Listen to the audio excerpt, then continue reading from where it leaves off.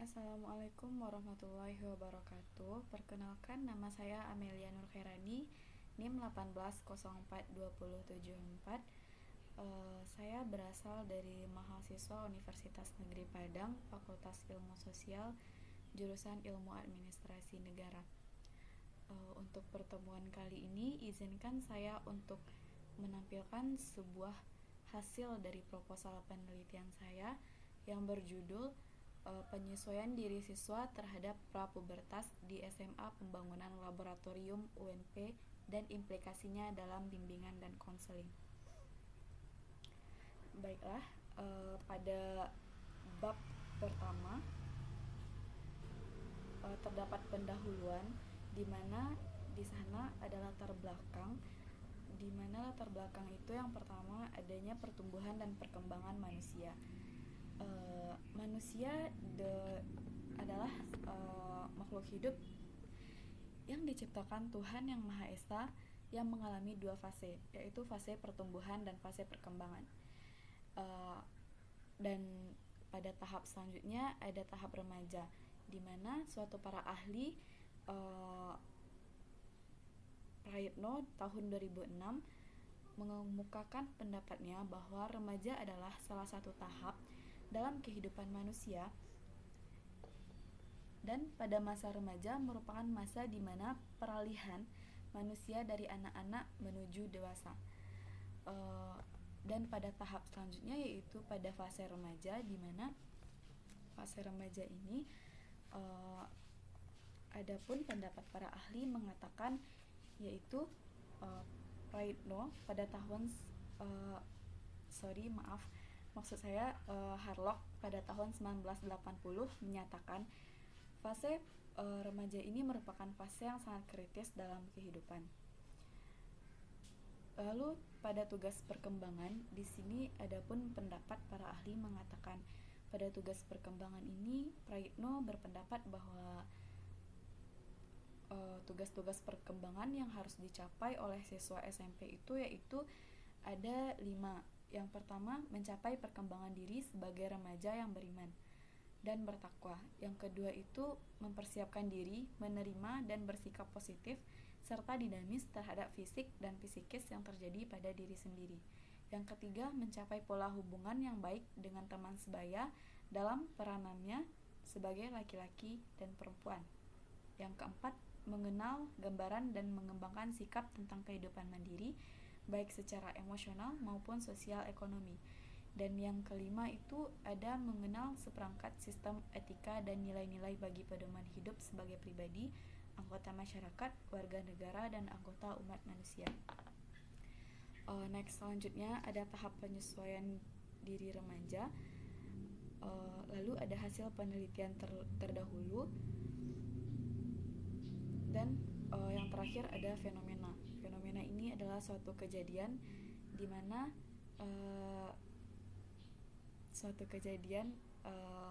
di saat suatu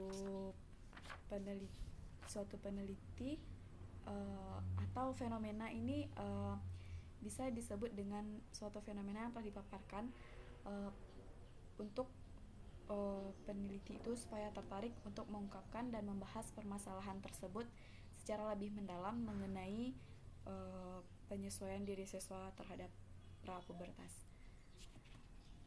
Dan selanjutnya kita masuk pada rumusan masalah.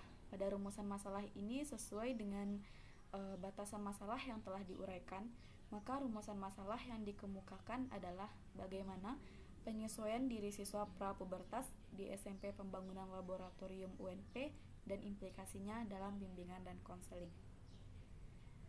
Selanjutnya pada tujuan penelitian. Pada tujuan penelitian ini, tujuan yang hendaknya dicapai dalam penelitian ini secara umum adalah untuk mendeskripsikan bagaimana penyesuaian diri siswa prapubertas, dan adapun secara khusus tujuan penelitian ini yang pertama yaitu mendeskripsikan penyesuaian diri terhadap perubahan fisik, dan yang kedua mendeskripsikan penyesuaian diri terhadap perubahan psikologis. Dan kita masuk kepada manfaat penelitian. Manfaat penelitian ini ada beberapa bagian. ada beberapa manfaat, yaitu ada 6 manfaat. Yang pertama itu manfaat pada guru bimbingan dan konseling. Sebagai masukan bagi guru pembimbing untuk selalu berupaya memperhatikan kebutuhan dan perkembangan siswa sehingga mampu berkembang secara optimal serta dapat menyelesaikan tugas perkembangan dengan baik. Yang kedua itu manfaatnya untuk siswa. Manfaat untuk siswa ini dapat memberikan masukan bagi siswa dan siswi untuk memahami dengan baik keadaan dan kemampuan diri yang sesuai dengan tahap perkembangan pada prapubertas. Yang ketiga itu manfaat pada orang tua. Manfaat pada orang tua sebagai panduan bagi orang tua agar dapat memperhatikan anaknya dan membantu anaknya supaya terhindar dari permasalahan yang dialami oleh anak-anak pada prapubertas tersebut.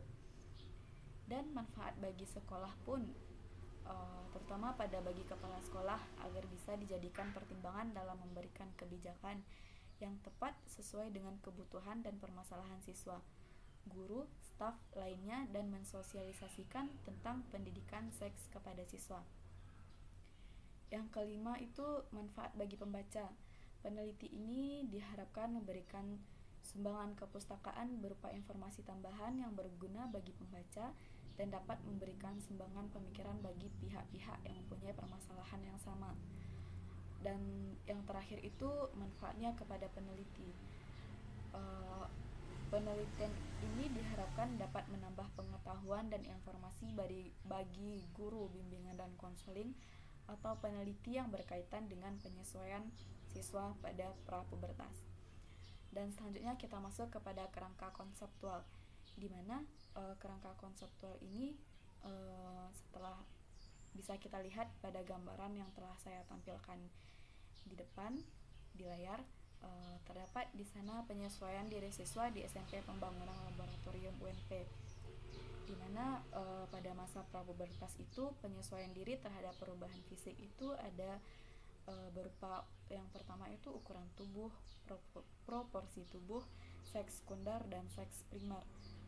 Dan yang pada penyesuaian diri terhadap perubahan itu ada 3. Yang pertama yaitu psikologis, emosi, dan perilaku.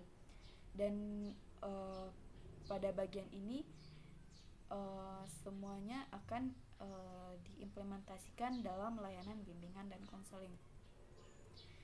Dan selanjutnya asumsi penelitian. Asumsi penelitian itu yang pertama, setiap siswa memiliki penyesuaian diri yang berbeda-beda dalam menghadapi prapubertas. Next, setiap siswa akan mengalami perubahan fisik dan psikologi dalam menghadapi prapubertas. Dan yang ketiga itu setiap siswa mengalami masalah yang berbeda pada prapubertas. Yang keempat, sebagian siswa belum mampu dan belum bisa menyesuaikan dirinya pada prapubertas. Dan yang kelima yaitu guru bimbingan dan konseling berperan meningkatkan pemahaman siswa dalam penyesuaian diri pada masa prapubertas. Dan selanjutnya kita akan masuk kepada hipotesis. Berdasarkan kerangka pengertian di atas yang telah saya tampilkan sebelumnya tadi, dalam penelitian ini saya mendapatkan hipotesis yaitu pada HO tidak ada penyesuaian diri siswa terhadap prapubertas di SMP Pembangunan Laboratorium UNP dan implikasinya dalam bimbingan dan konseling. Dan HA-nya ada penyesuaian diri siswa terhadap prapubertas di SMP Pembangunan Laboratorium UNP dan implikasinya dalam bimbingan dan konseling. Dan pada teknik analisis data ini,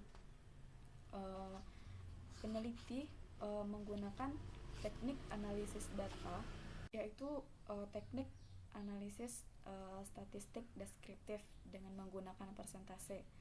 Statistik deskriptif itu adalah statistik yang digunakan untuk menganalisis data dengan cara mendeskripsikan atau menggambarkan data yang telah terkumpul sebagaimana adanya tanpa bermaksud membuat kesimpulan yang berlaku untuk umum dan generalisasi.